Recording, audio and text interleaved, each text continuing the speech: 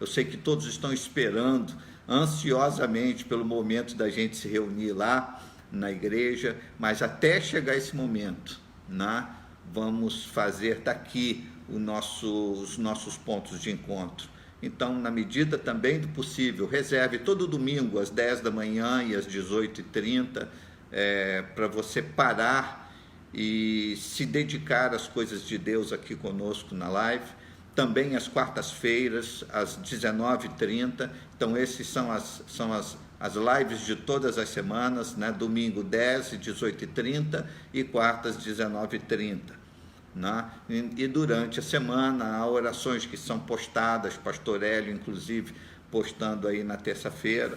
Nós, às terças-feiras, às 7h30 da noite. Nessa quinta-feira que passou, às 3 horas da tarde, Irmã Vera fez uma live aqui com as mulheres, foi uma bênção. Eu tirei aqui uma casquinha, assisti um pouquinho, foi maravilhoso. Então, um abraço aí a todos os irmãos que também nos prestigiam aqui. Nós estamos tentando manter todas essas lives e essas mensagens no nosso canal no YouTube, para que os irmãos possam assim compartilhar.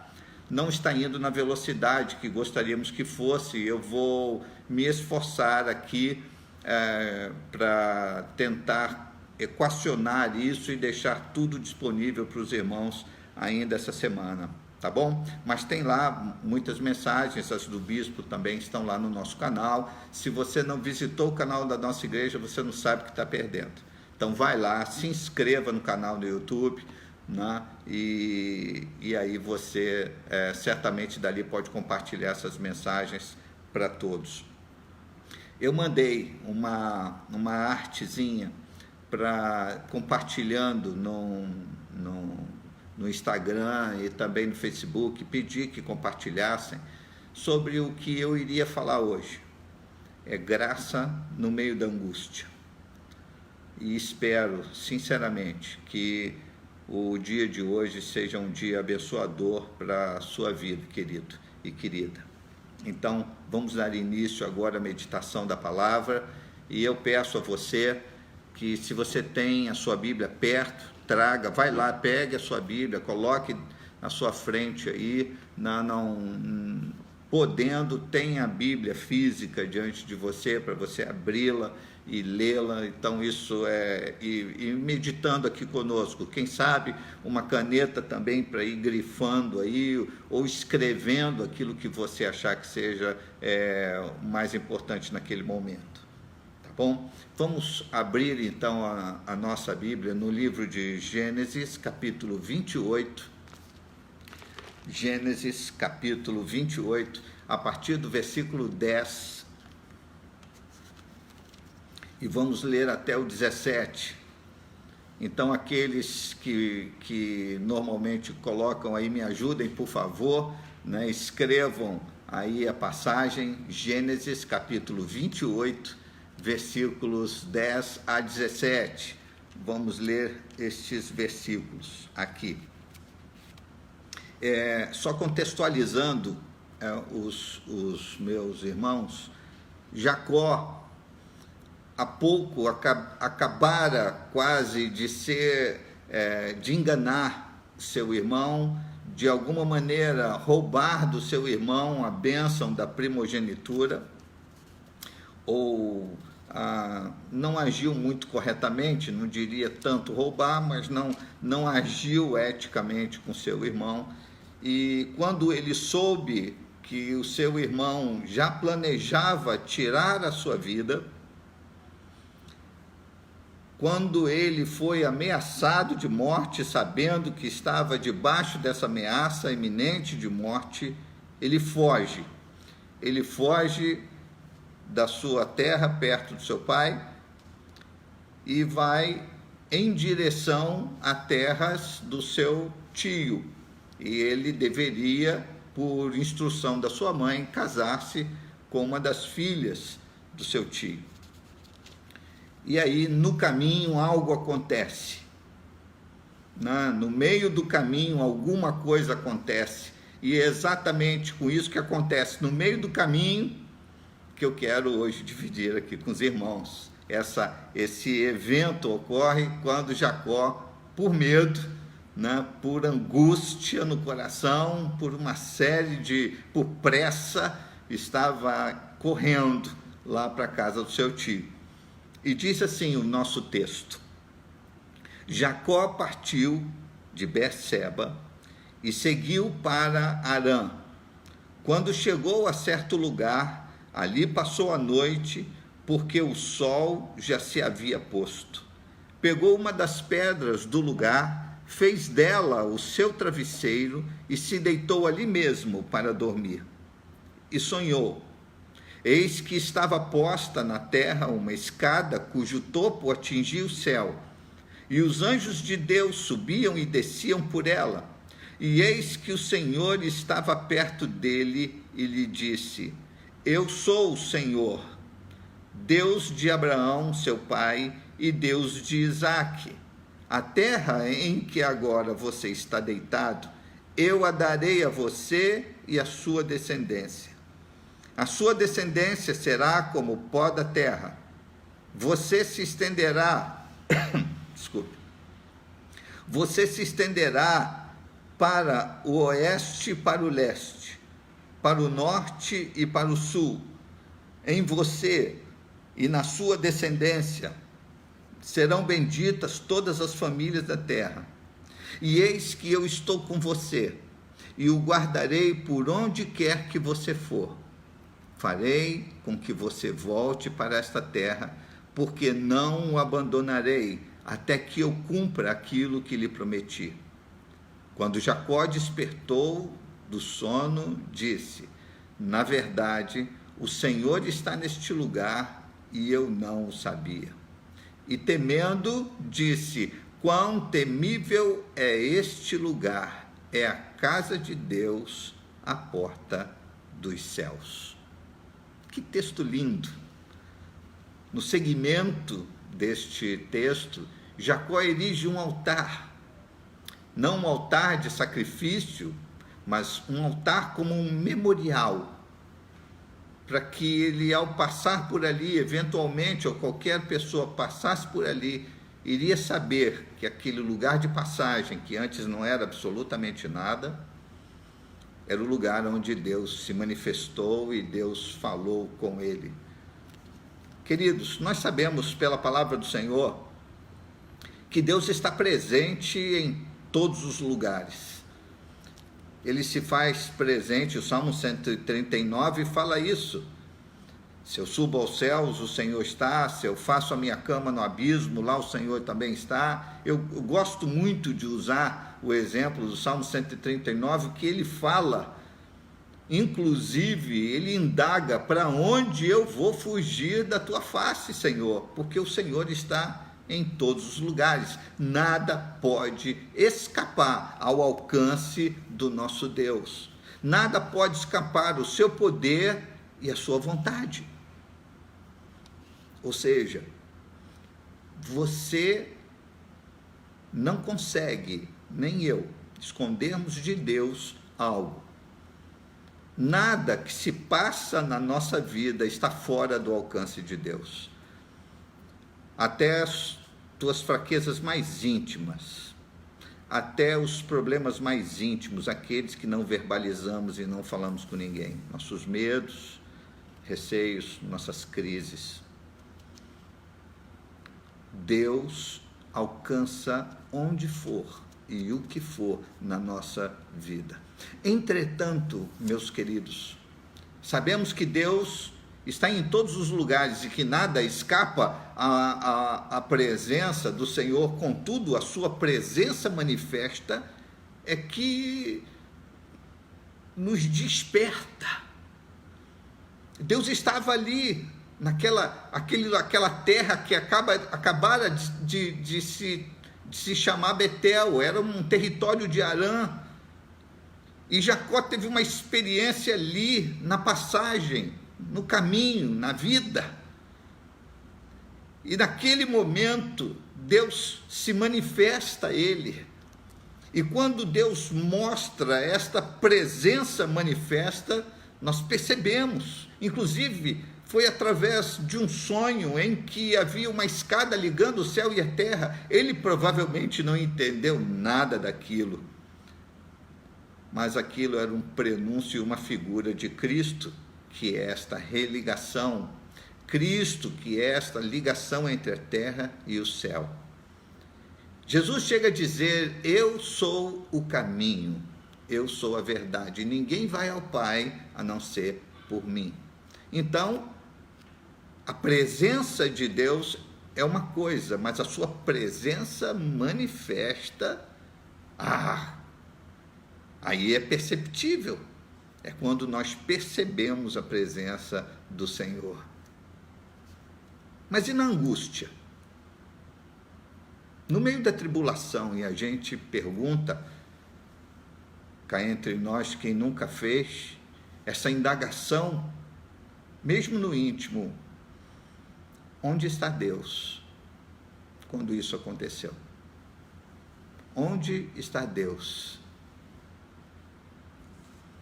Sabemos que pela graça Deus age conosco, não é porque a gente merece, é porque Ele é bom na sua natureza. É um dos seus atributos, é ser um Deus benevolente. Então Deus não vai fazer o mal, Deus sempre vai fazer o bem nesse sentido. E aí a sua graça, como nós cantamos, que é melhor do que a vida, como essa graça pode se manifestar quando a gente sofre? Como essa graça pode se manifestar quando a gente fica com o coração apertado e se angustia?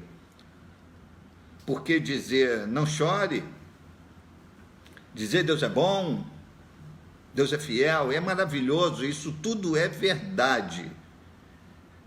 Contudo, porque algumas vezes essas declarações de impacto não surtem em nós o efeito que deveriam surtir? Por que nos angustiamos? Vamos olhar para dentro do nosso texto? Eu convido você esta noite a isso. Betel era um lugar, aqui, vamos chamar Betel, ele passou a se chamar Betel logo depois, mas aquele momento era um momento de fuga para Jacó. Era um momento de passagem, não era o destino. Era um lugar onde se passava com pressa. Então, o que Jacó, por pressa, por medo, angustiado, não conseguiu ver, a ponto dele dizer: Deus estava aqui, eu não sabia. O que ele não consegue ver? O que a angústia muitas vezes nos impede de perceber na vida? Diz a palavra do Senhor no versículo 16, nós lemos isso: quando Jacó despertou do sono, disse: na verdade, o Senhor está neste lugar e eu não sabia. Então, o que por pressa Jacó não percebeu é que Deus está presente sempre. O acaso, aquilo que se chama de acaso, fez Jacó parar, pegar uma pedra e dormir. No versículo 11, no finalzinho desse versículo, diz que Jacó para dormir naquele lugar porque o sol já se havia posto. Se ainda tivesse dia, se o sol ainda estivesse brilhando, ele não pararia para dormir naquele lugar. Mas ele parou para dormir quando o sol foi embora e a noite chega. O acaso fez ele parar naquele lugar. Eu chamaria de acaso, não seria muito bem o acaso. Deus já tinha um encontro marcado com Jacó no meio da sua angústia, no meio de um lugar de passagem, no meio da sua pressa, no meio do seu medo. Deus parou aquele homem para falar algo importante para ele.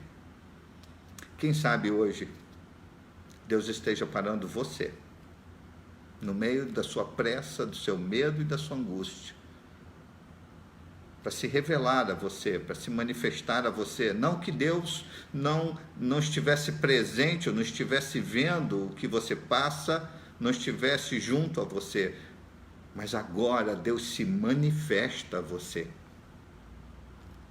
Perceba que aquele lugar, meu amado e minha amada, não era um lugar de conforto, era um lugar de desconforto, dormir sobre uma pedra. Aquele era um momento de angústia para Jacó. Ele tinha pressa quando deveria passar por ali. Não há conforto, só angústia naquele lugar. Você vive momentos assim? Ou já viveu momentos assim? Eu peço a você que agora poste aqui, se alguém aqui já viveu ou vive algum momento de angústia. É só dizer eu. E eu sou o primeiro a dizer aqui a vocês, eu já vivi vários. Mas eu percebo que a graça de Deus me alcançou no meio da minha angústia. Deus fez Jacó dormir. Deus fez Jacó parar. Porque no meio da sua agitação, da sua pressa, do seu medo, da sua fuga, ele provavelmente não teria ouvidos para perceber a presença de Deus. Mas a Bíblia diz, nós lemos no Salmo 46, Deus é socorro bem presente nas horas de tribulação. Aquele caminho, meus queridos, era um caminho perigoso. Mas Deus nunca deixou de estar ao lado daquele homem. Não é porque ele merecesse, não, porque ele fez uma série de coisas erradas.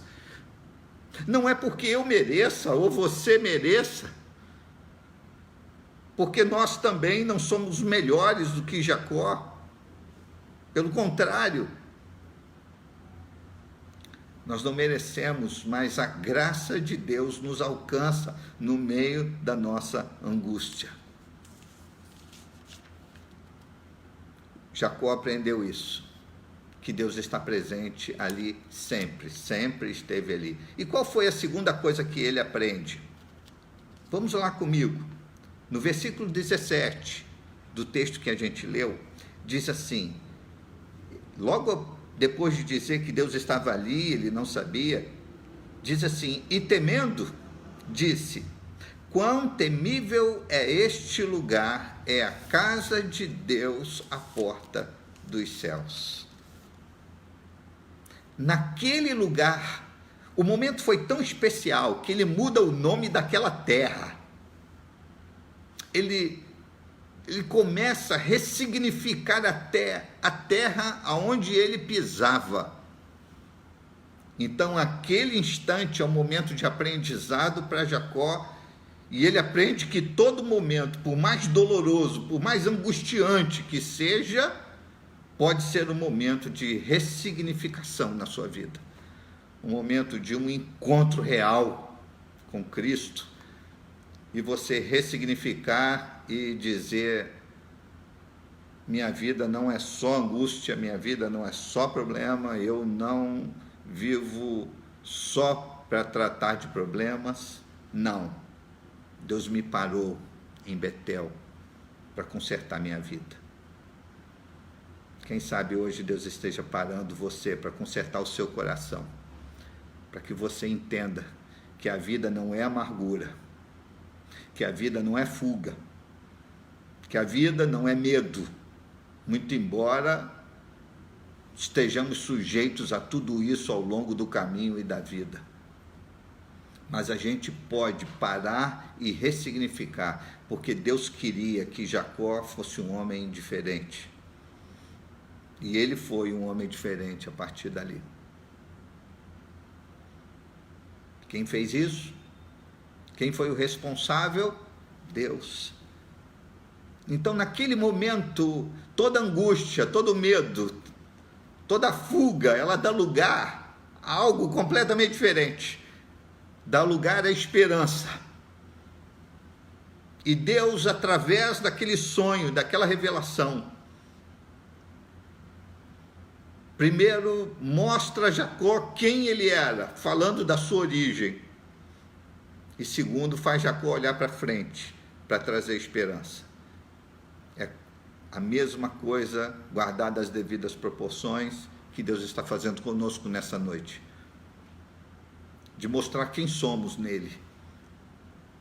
Nós somos filhos amados, filhos queridos, que Deus providenciou esta escada que é Jesus, esta ligação entre a terra e o céu, que Ele providenciou essa revelação e este momento a todos nós, não é para que a gente continuasse a vivermos sendo as mesmas pessoas.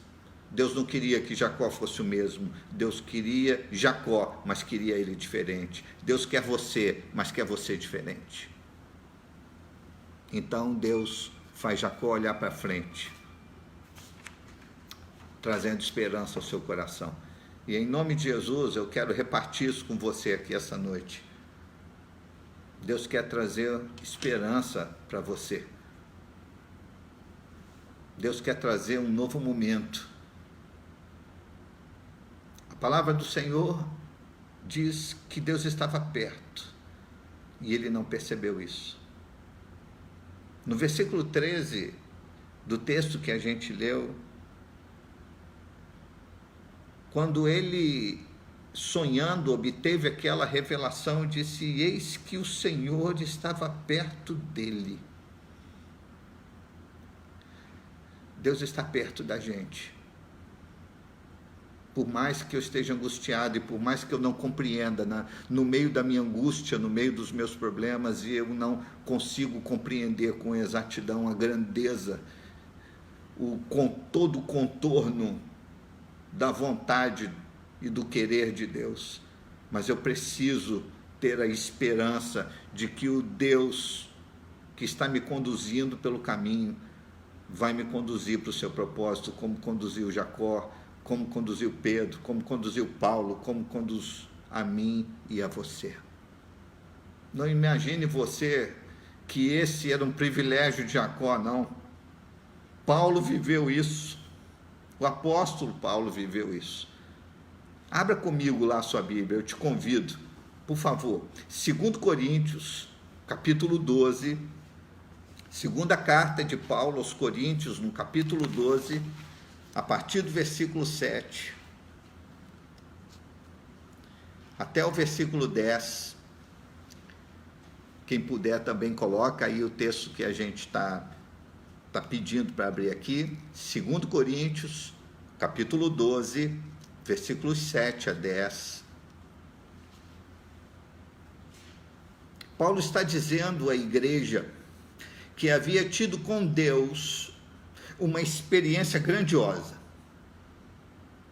que Deus o havia levado ao terceiro céu, que ele havia ouvido de Deus coisas grandiosas, e ele dá o testemunho de que 14 anos antes Deus havia feito tudo isso com ele, Deus tinha falado com ele, Deus tinha modificado sua vida e o seu coração, e ele entende que é para que não se gloriasse. E no versículo 7 ele diz assim: para que eu não ficasse orgulhoso com a grandeza das revelações, aquelas que Deus havia dado a Paulo, foi-me posto um espinho na carne, mensageiro de Satanás, para me esbofetear, a fim de que eu não me exalte. 3 vezes pedi ao Senhor que o afastasse de mim. Então ele me disse: a minha graça é o que basta para você, porque o poder se aperfeiçoa na fraqueza. De boa vontade, pois, mais me gloriarei, diz Paulo, nas fraquezas, para que sobre mim repouse o poder de Cristo. Por isso sinto prazer nas fraquezas, nos insultos, nas privações, nas perseguições, nas angústias, por amor de Cristo, porque quando sou fraco, então é que sou forte. Não imagine você, querido, que Paulo era um tipo de masoquista, que gostava de sofrimento, que gostava de dor, porque não gostava, tanto não gostava que pediu a Deus que retirasse aquele espinho na carne. E que não adianta a gente conjecturar aqui o que era esse espinho na carne. Se era uma doença, se era uma perseguição, se era uma perseguição na igreja, e as más línguas dizem até que podia ser a sogra de alguém. Não, de maneira nenhuma. Não adianta a gente conjecturar sobre isso, mas adianta sim a gente entender que a graça de Deus nos aperfeiçoa na nossa fraqueza. E ele diz, eu sinto prazer, mesmo quando passo por testemunhar, e ele passava por angústias, fraquezas, era na defesa do Evangelho, na defesa do testemunho de Cristo. E ele diz, eu tenho prazer em defender o Evangelho e passar por essa angústia, porque eu sei que a graça de Deus é o suficiente para mim. A sua experiência, meu querido e querida, seu conhecimento não o vacinou contra angústias. Não há vacinas contra angústias. Não há vacina. Todos nós estamos sujeitos, todos nós estamos expostos. Mas ele tenta, como qualquer ser humano, encontrar a razão da sua dor. E ele tenta buscar, dizendo para que eu não ficasse orgulhoso com a grandeza daquilo que Deus havia falado, feito comigo. Então ele coloca uma razão para isso. Mesmo que a nossa dor, meu amado, minha amada, seja proveniente da nossa vivência com Cristo e a manutenção do nosso testemunho, saiba você de que Deus não vai te abandonar, de que a graça dele é melhor do que a vida, de que a graça de Deus te basta. Betel era um lugar de passagem. A vida de Paulo também era um lugar de passagem. Nós estamos passando por essa vida como um local de passagem, mas entendendo nesta vida que Deus quer nos transformar, nos tornar pessoas melhores. As angústias e dores que a gente não compreende. Paulo viveu isso, mas ele nos mostra através desse texto que há força na graça de Deus, no gozo da graça de Deus. Há força. A palavra do Senhor diz que a graça do Senhor o fortalece no meio das fraquezas. Quem é aqui que não precisa de forças nesta noite para continuar a caminhada? Quem sabe aqueles que, como Jacó, o sol já foi embora, você não chegou no seu destino, não sabe o que fazer e desconfortavelmente pega uma pedra e dorme no caminho. Quem sabe eu estou falando esta noite a pessoas que literalmente estão paradas no caminho. Saiba você, meu querido e querida, que Deus parou você, não foi à toa. Deus parou você para te fortalecer, para te dar esperanças. A graça de Deus faz isso com a gente. Por isso é que é graça no meio da angústia. A graça no meio da angústia faz a gente renovar as forças. E que em nome de Jesus, suas forças sejam renovadas nesta noite. Que Deus te conceda a graça de suportar, a graça de olhar para Ele e não puni-lo. Não imaginar que você tem uma vacina contra angústias ou problemas, mas saber que Deus está com você no meio de todos os problemas. Que Ele não vai largar sua mão, que Ele não vai lhe abandonar.